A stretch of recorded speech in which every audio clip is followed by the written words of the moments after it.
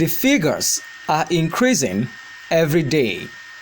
More states are being overrun by floods. Relevant institutions are predicting wider flood impact and a bleak outlook going forward. By late last week, the federal government confirmed that more than 500 persons have lost their lives in the floods which began ravaging the country in the middle of September. Over 1.4 million Nigerians have been affected, many of them losing entire life possession. Two major failures seem responsible for the present predicament which Nigeria is confronted with.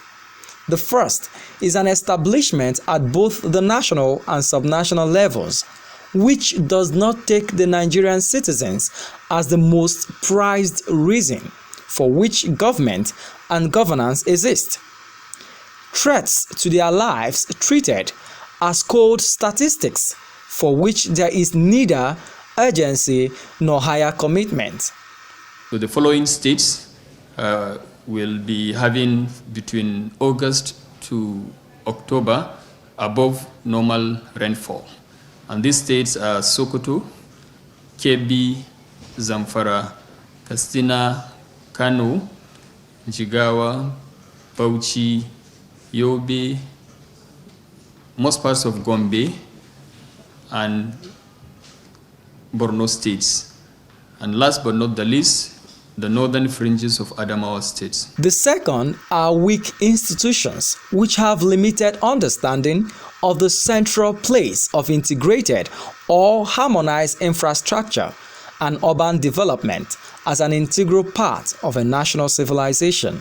The consequence of that urban development becomes mere happenstance instead of a well-considered and ordered activity.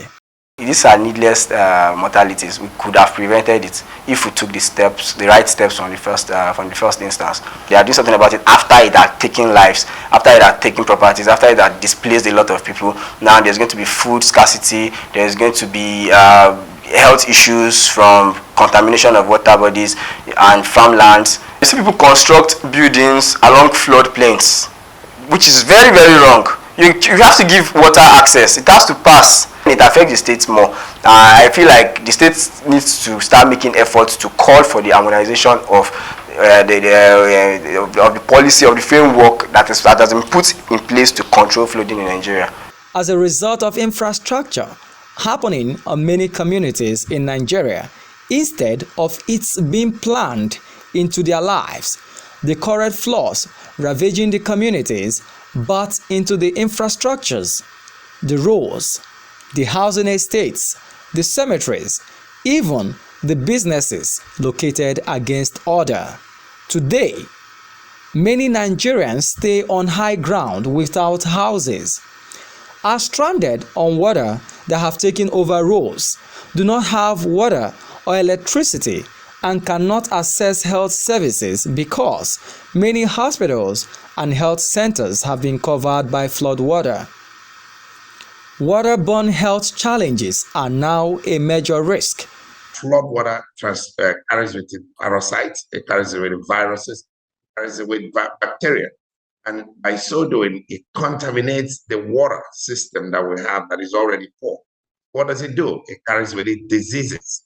And chiefly, like you said, cholera. But the other diseases it carries, for instance, E. coli, that can cause very serious infections, and other bacteria and viral illnesses that it carries with it. And when you talk about viruses, of course, you're talking about Ebola. And we know Ebola is transmitted person to person. We also know that, just like what we saw with the early days of COVID, that offices that have people who have died from COVID may be susceptible to transferring that to patients, people who are otherwise normal.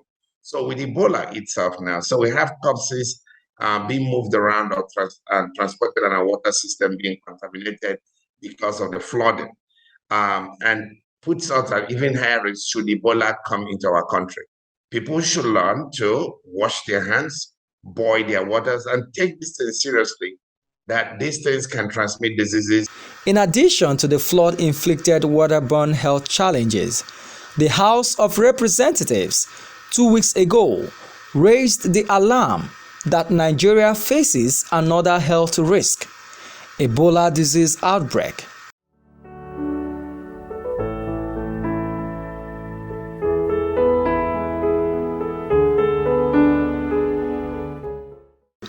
Nigeria's record of handling the Ebola challenge when Juan Sawyer from Liberia brought the disease into Nigeria was acclaimed by the international community as professional, well thought out, and efficiently coordinated. Nigeria has similarly been commended for its handling of the COVID-19 global challenge. However, these successes were one disease at a time.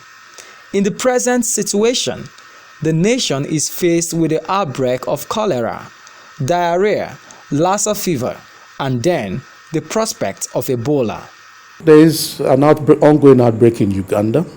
This was announced by Ugandan colleagues. The WHO has confirmed also that there's an ongoing outbreak. And more recently, although this outbreak was in sort of the western part of the country, away from the capital, we've now had a case and a death in Kampala, the capital, which of course is close to the airport. So for this imagine and reimagine diseases, a case anywhere is a risk to the rest of the world. So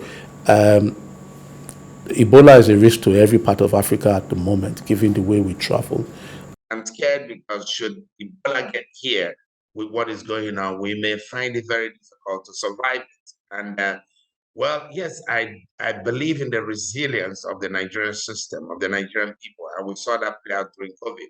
But we can't keep hanging our future on lock alone. As the state's governments, national and local agencies struggle to bring relief to those affected by the current floods, to take the Ebola warning seriously will be a sure way of averting a health challenge which, if mishandled, could become a disaster. I am Marvelous Obomanu for Signature Show.